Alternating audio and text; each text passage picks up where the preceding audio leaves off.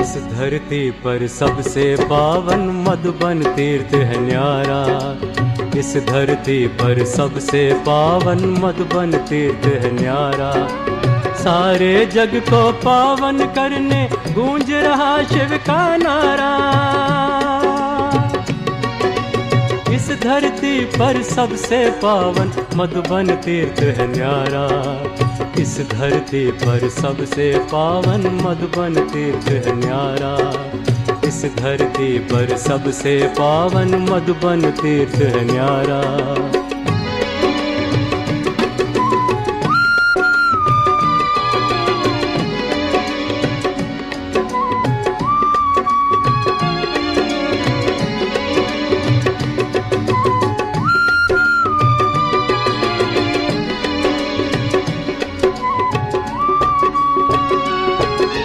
यहीं पे शिव ने ब्रह्मा मुख से ज्ञान की धार बहाई। यहीं पे शिव ने ब्रह्मा मुख से ज्ञान की धार बहाई। रूहों ने शिव से मिलकर अपनी प्यास बुझाई। इसके दिल को हर लेता है इसका आंगन प्यारा। इस धरती पर सबसे पावन मधुबन तीर्थ है न्यारा। इस धरती पर सबसे पावन मधुबन तीर्थ है न्यारा।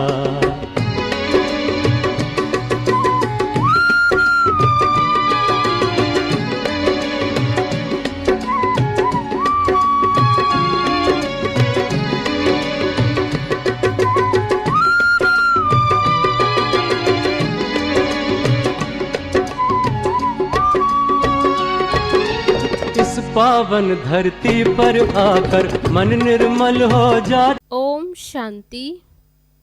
आज 26 मार्च 2021 ईश्वरीय महावाक्य है। बाबा कहते मीठे बच्चे, सबसे बड़ी बीमारी देह अभिमान की है। इससे ही डाउनफॉल हुआ है। इसलिए अब देही अभिमानी बनो। प्रश्न है, तुम बच्चों की कर्मातीत अवस्था कब होगी? उत्तर है, जब योग बल से कर्म भोग पर विजय प्राप्त करेंगे, पूरा देही अभिमानी बनेंगे। ये देह अभिमान का ही रोग सबसे बड़ा है। इससे दुनिया पतित हुई है। देही अभिमानी बनो तो वह खुशी, वे नशा रहे, चलन भी सुधरे।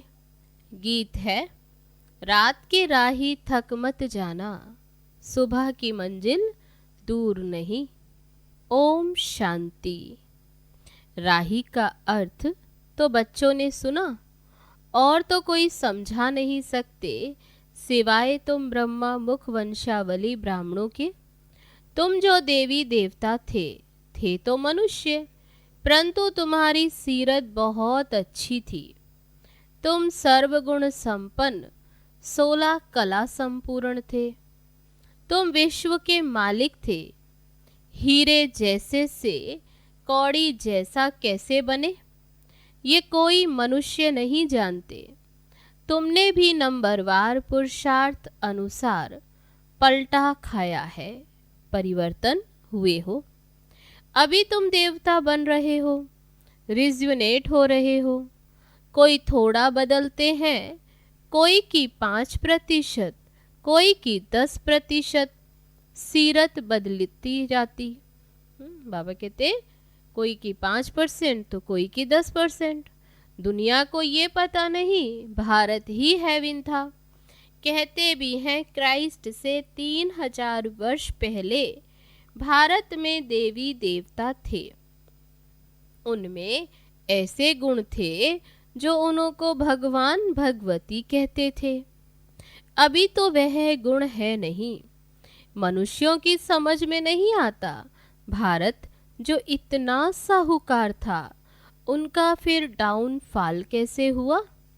वह भी बाप ही बैठ समझाते हैं। तुम भी समझा सकते हो जिनकी सूरत सुधरी हुई है। बाबा कहते बच्चे, तुम देवी देवता थे, तुम आत्म अभिमानी थे। जब देवी देवता थे तो बाबा कहते आत्म अभिमानी। फिर जब रावण राज्य शुरू हुआ तो देह अभिमानी बन पड़े। ये देह अभिमान की सबसे कड़ी बीमारी तुमको लग पड़ी। सतयुग में तुम आत्म अभिमानी थे, बहुत सुखी थे। किसने तुमको ऐसा बनाया? बाबा पूछते। ये कोई भी मनुष्य नहीं जानते। बाप बैठ समझाते हैं तुम्हारा डाउनफॉल क्यों हुआ।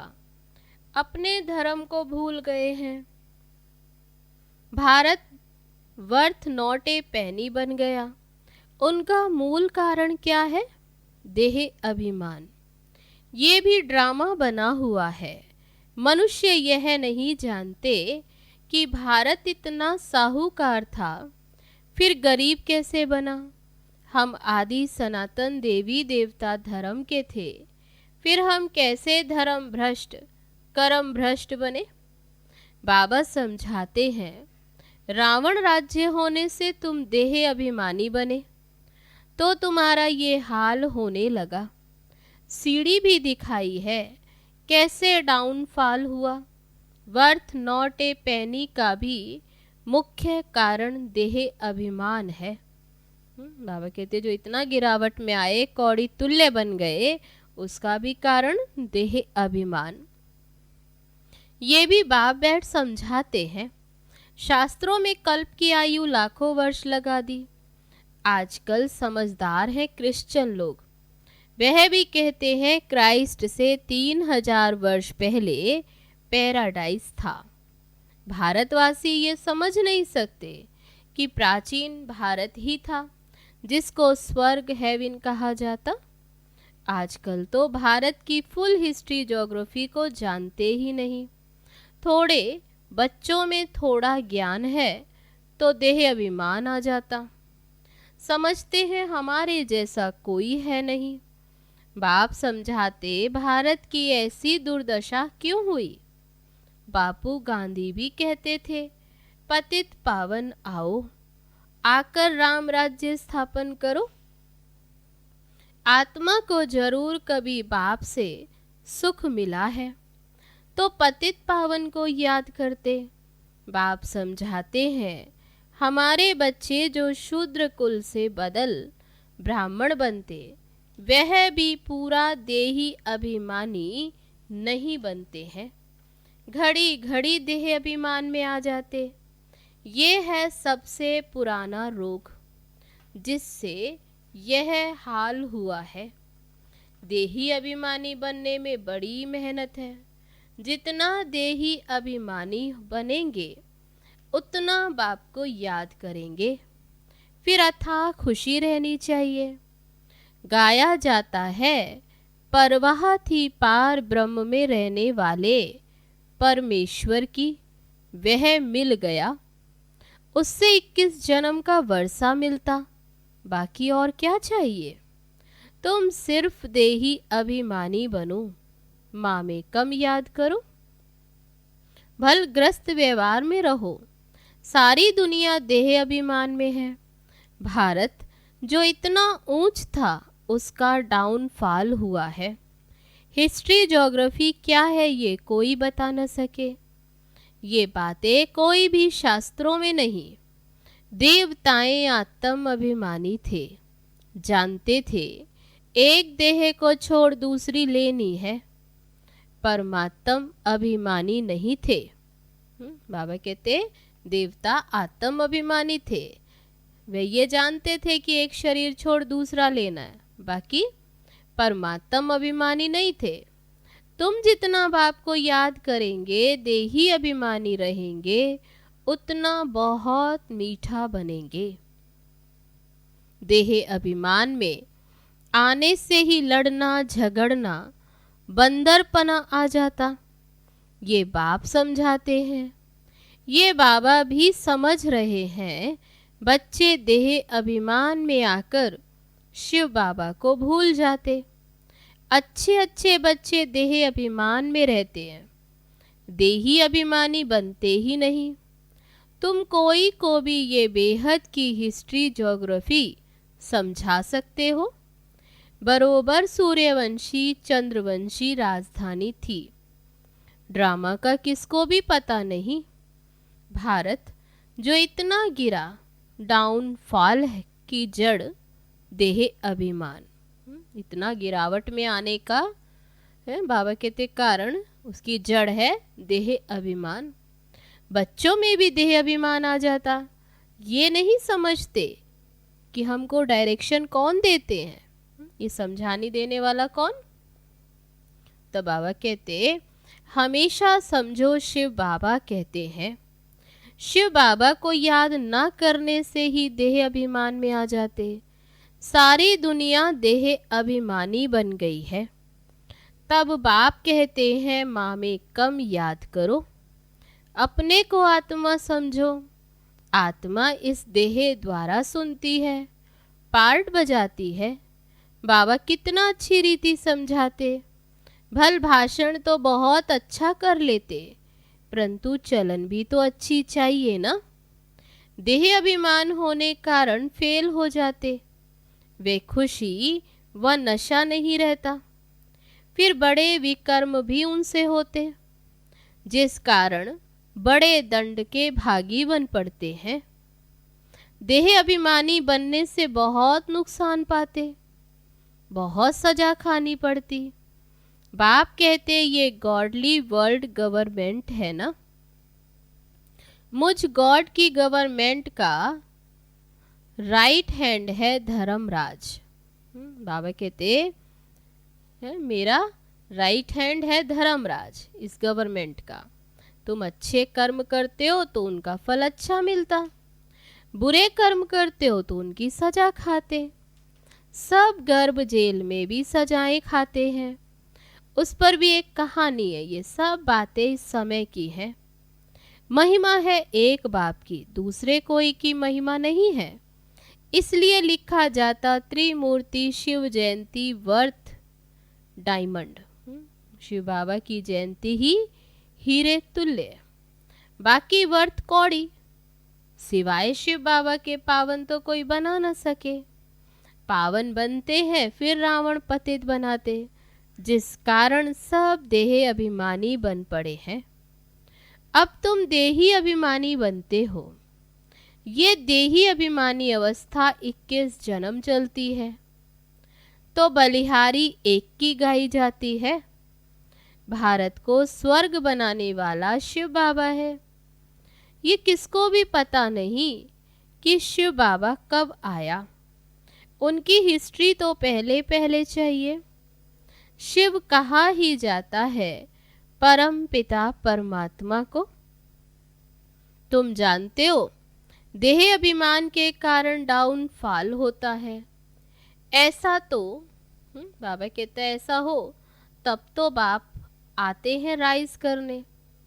देह अभिमान के कारण बाबा कहते जब डाउनफॉल हो जाता, पतित बन जाते, पतन हो जाता, तब बाप आते ही हैं राइज करने, इसका उत्थान करने। राइज और फॉल, दिन और रात, ज्ञान सूर्य प्रगटा, अज्ञान अंधेर विनाश।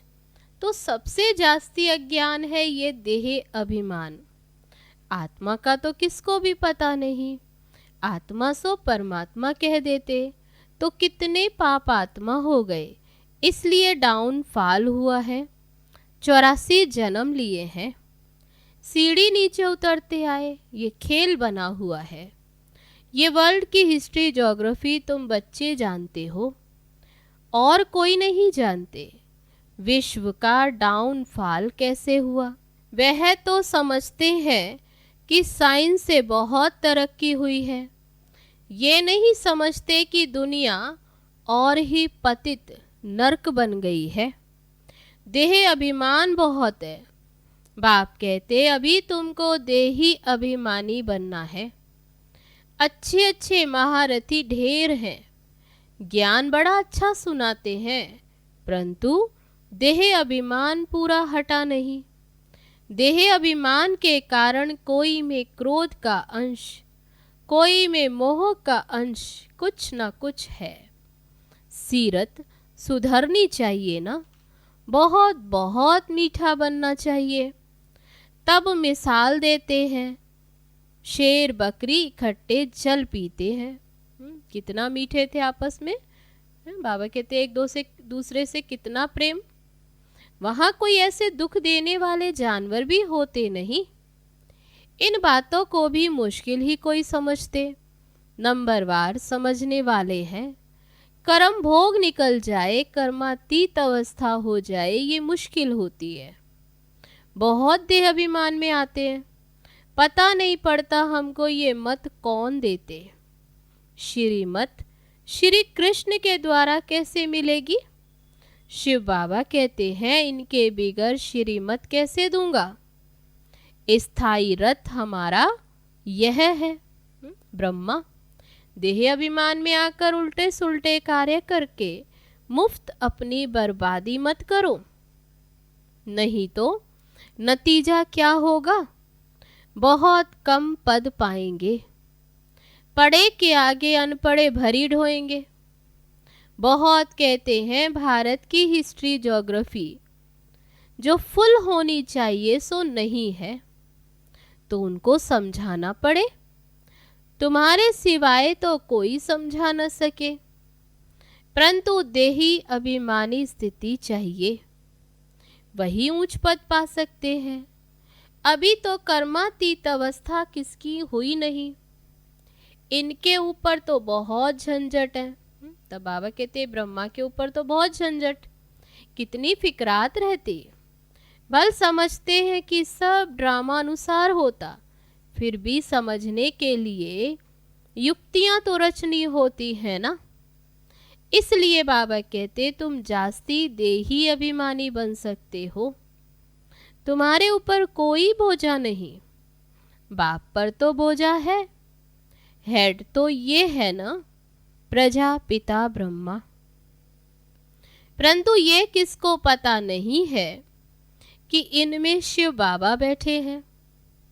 तुम्हारे में भी कोई मुश्किल इस रथ में रहते हैं, तो ये वर्ल्ड की हिस्ट्री ज्योग्राफी जाननी चाहिए ना। भारत में स्वर्ग कब था, फिर कहाँ गया, कैसे डाउनफॉल हुआ, ये किसको भी पता नहीं। जब तक तुम नहीं समझाओ तब तक कोई समझ ना सके। इसलिए बाबा डायरेक्शन देते हैं, लिखा पढ़ी करो।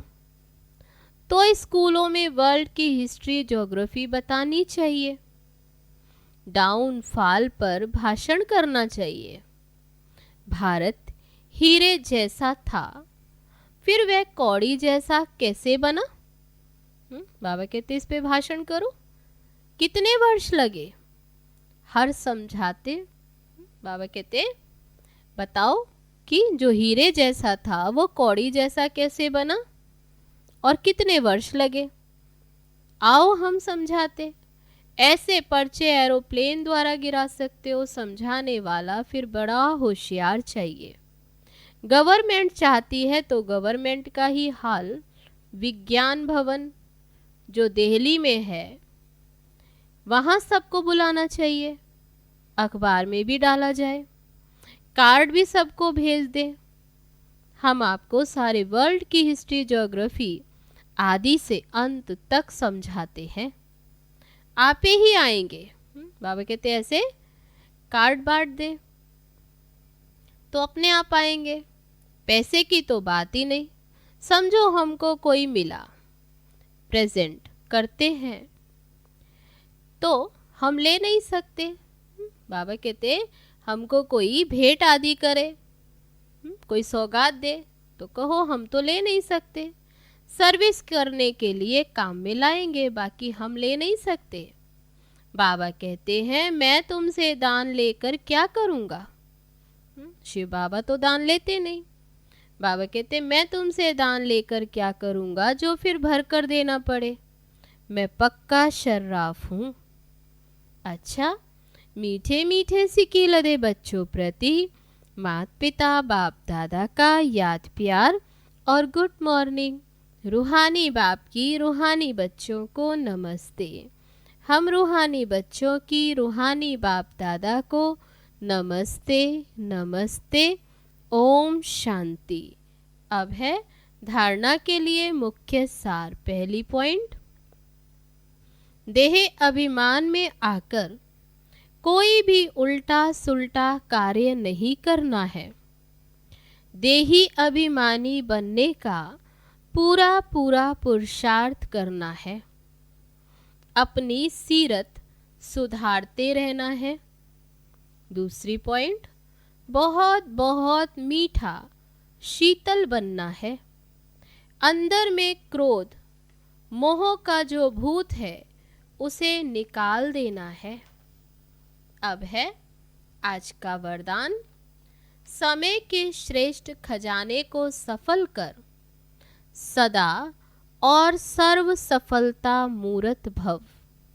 जो बच्चे समय के खजाने को स्वयं के व सर्व के कल्याण प्रति लगाते हैं, उनके सर्व खजाने स्वतः जमा हो जाते। समय के महत्व को जानकर उसे सफल करने वाले संकल्प का खजाना, खुशी का खजाना, शक्तियों का खजाना, ज्ञान का खजाना और श्वासों का खजाना, ये सब खजाने स्वतः जमा कर लेते हैं। सिर्फ अलबेलेपन को छोड़ समय के खजाने को सफल करो तो सदा और सर्व सफलता मूरत बन जाएंगे।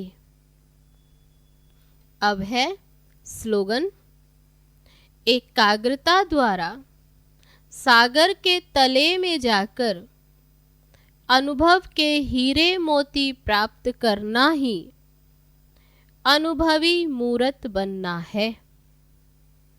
अब है मातेश्वरी जी के अनमोल महावाक्य, तमोगुणी माया का विस्तार। सतोगुणी, रजोगुणी, तमोगुणी, ये तीन शब्द कहते हैं। इसको यथार्थ समझना जरूरी है। मनुष्य समझते हैं ये तीनों गुण इकट्ठे चलते रहते हैं, परंतु विवेक क्या कहता, क्या ये तीनों गुण इकट्ठे चले आते हैं? वह तीनों गुणों का पार्ट अलग अलग युग में होता है। विवेक तो ऐसे ही कहता है कि ये तीनों गुण इकट्ठे नहीं चलते। जब सतयुग है तो सतोगुणी है, द्वापर है तो रजोगुण है और कलयुग है तो तमोगुण है। जब सतो है तो तमो रजो नहीं, जब रजो है तो फिर सतो गुण नहीं। ये मनुष्य तो ऐसे ही समझ कर बैठे हैं कि ये तीनों ही गुण इकट्ठे चलते आते हैं। ये बात कहना सरासर भूल है। वो समझते हैं जब मनुष्य सच बोलते, पाप कर्म नहीं करते। मम्मा कहती वो समझते हैं कि जब मनुष्य सच बोलते, पाप कर्म नहीं करते तो वो सतोगुणी होते। परंतु विवेक कहता जब हम कहते हैं सतोगुण, तो इस सतोगुण का मतलब है संपूर्ण सुख। गोया सारी सृष्टि सतोगुणी।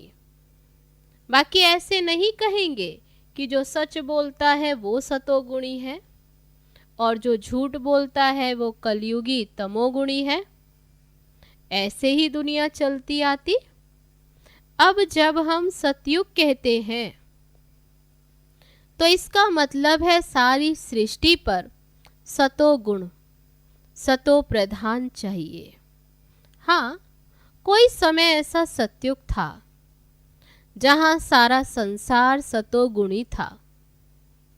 अब वो सतयुग नहीं है, अभी तो है कलयुगी दुनिया। गोया सारी सृष्टि पे तमो प्रधानता का राज्य है। इस तमोगुणी समय पर फिर सतोगुण कहाँ से आया? अब है घोर अंधियारा, जिसको ब्रह्मा की रात कहते हैं। ब्रह्मा का दिन है सतयुग और ब्रह्मा की रात है कलयुग। तो हम दोनों को मिला नहीं सकते। मम्मा कहती दिन और रात दोनों अलग अलग हैं, दोनों को मिला नहीं सकते। दूसरी पॉइंट, कलयुगी असार संसार से सतयुगी सार वाली दुनिया में ले चलना एक परमात्मा का ही काम है। इस कलयुगी संसार को असार संसार क्यों कहते हैं? क्योंकि इस दुनिया में कोई सार नहीं है। माना कोई भी वस्तु में वो ताकत नहीं रही, अर्थात सुख शांति पवित्रता नहीं है। जो इस सृष्टि पर कोई समय सुख शांति पवित्रता थी, अब वो ताकत नहीं है, क्योंकि इस सृष्टि में 5 भूतों की प्रवेशता है। इसलिए ही इस सृष्टि को भय का सागर अथवा कर्म बंधन का सागर कहते हैं। इसलिए ही मनुष्य दुखी हो परमात्मा को पुकार रहे हैं। परमात्मा हमको भव सागर से पार करो। इससे ये सिद्ध है कि जरूर कोई अभय अर्थात निर्भयता का भी संसार है जिसमें चलना चाहते हैं। इसलिए इस संसार को पाप का सागर कहते, जिससे पार कर पुण्य आत्मा वाली दुनिया में चलना चाहते हैं। तो दुनियाएं 2 हैं, एक सतयुगी सार वाली दुनिया, दूसरी है कलयुगी असार की दुनिया।